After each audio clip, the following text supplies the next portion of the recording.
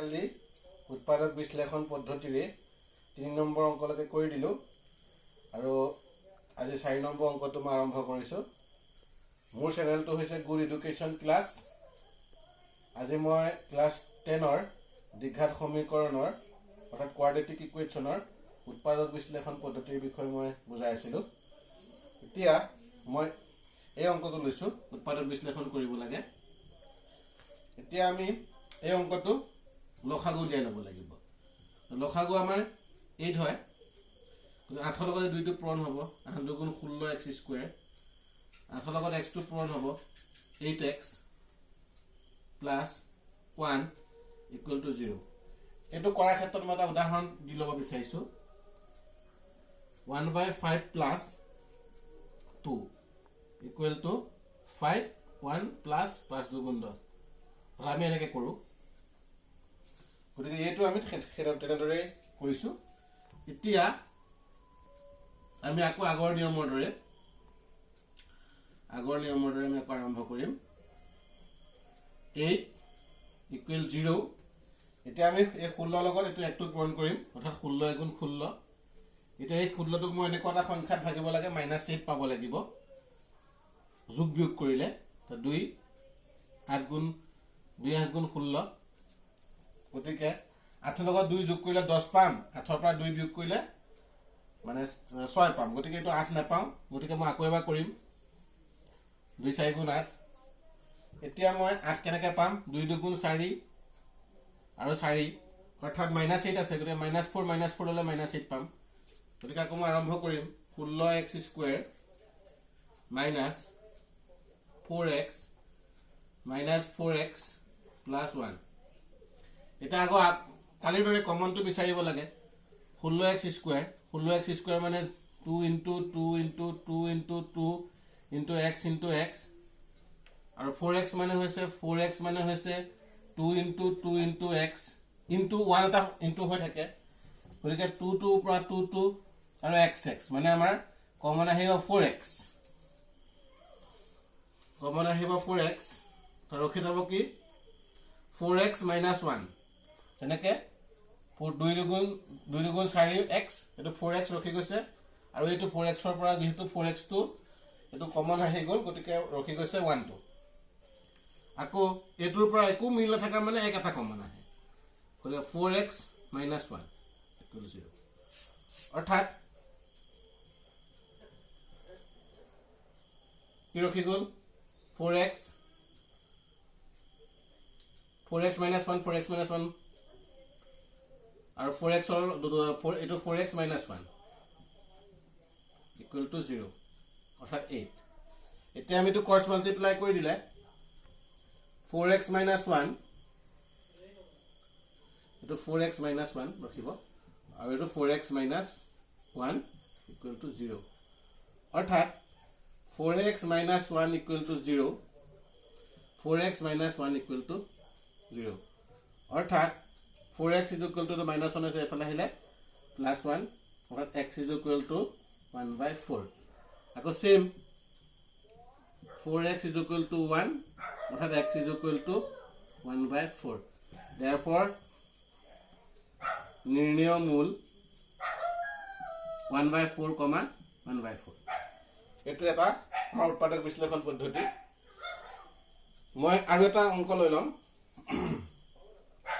যদি কাৰোবাৰ কিবা সুধিব লগা থাকে, মোৰ কমেণ্ট ছেকশ্যনত গৈ তেওঁলোকে যিকোনো প্ৰশ্নৰ উত্তৰবিলাক তেওঁলোকে জানিব পাৰিব, গতিকে সুধিলেই হ'ল।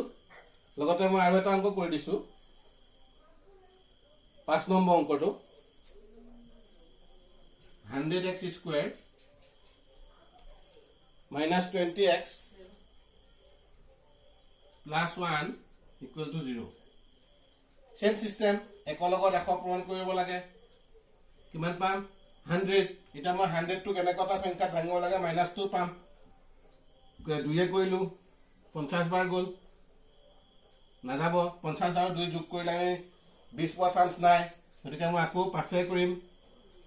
5 10 গুণ 50, 5 2 গুণ 10 ৰখিছে, গতিকে এই দুটাৰ পৰা 10 আহিল আৰু এইটো 10 মানে 10 10 20 মানে 20 পোৱাৰ চান্স আছে -20 লাগে 20 আমি -10 দিলে আমি -20 পাম মানে সকলো এই বিষয়টো আমি জানি ল'ব লাগে এতিয়া 100x square -10x -10x plus 1 equal to 0 এটা আকৌ আগৰ দৰে কমন এটো তাৰ পৰা কমন আহিব 10x কমন আহিব 10x ৰখি গল কি 10x - 1 এটোৰ পৰা একো নাথাকা মানে এক এটা কমন আহা বুজায় তো 10x - 1 equal to 0 অৰ্থাৎ 10x - 1 10x - 1 equal to 0 10x - 1 equal to 0 10x - 1 equal to 0 অর্থাৎ 10x is equal to 1 অর্থাৎ x is equal to 1/10 same 10x is equal to -1 আছে সমান চিহ্ন কিফালে গলে +1 10 টো পূৰণ হৈ আছে x ৰ লগত এফালে আহিলে হৰণ therefore নিৰ্ণয় মূল 1/10, 1/10 এটো आंसर এটা আমাৰ উৎপাদক বিশ্লেষণ পদ্ধতি উৎপাদক বিশ্লেষণ পদ্ধতিৰ মই এটা আৰু এটা ৰুট ওভাৰ থকা এটা কৰি দিছো 8 নম্বৰটো ৰুট ওভাৰ থকা এটা মই আৰু এটা কৰি দিছো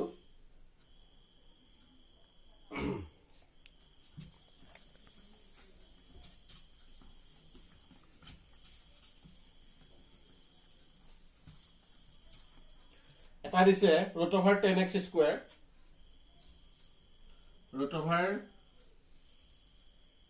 root over 3x square plus 10x plus 7 root over 3 equal to 0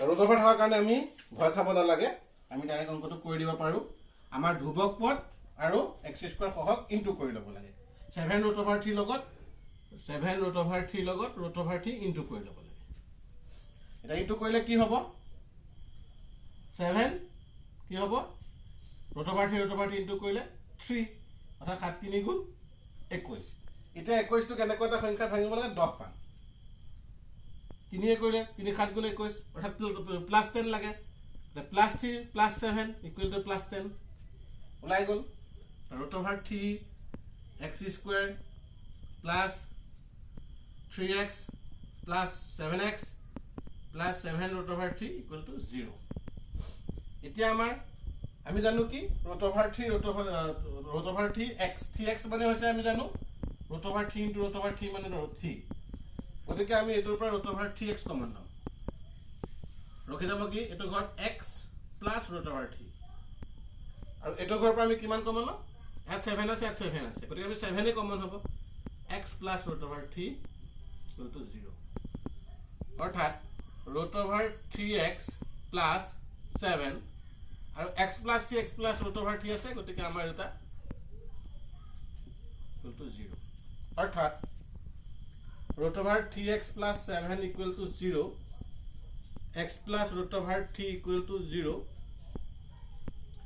root over 3x is equal to +7 আছে এফালে আহিলে -7 আৰু x is equal to -7 root over 3 তো হ'ব x is equal to -root over 3 therefore নিৰ্ণয় মূল -7 root over 3 আৰু root over 3 এটো হৈছে উৎপাদক বিশ্লেষণ পদ্ধতি আৰু ইয়াৰ পিছত মই 9 নম্বৰটো আছে আজি মই কৰি নিদু যদি কাৰোবাৰ কিবা খুঠিব লগা থাকে এতিয়া মোক জনালে হ'ল গতিকে এইখিনিয়ে কথা উৎপাদক বিশ্লেষণ পদ্ধতি অহাকালি মই বৰ্গ সম্পূৰক পদ্ধতিটোৰ বিষয় শিকাম বৰ্গ সম্পূৰক পদ্ধতিৰ বিষয় শিকাওঁতে সকলোৱে বৰ্গ সম্পূৰকৰ বিষয় শিকাম এইখিনিয়ে কথা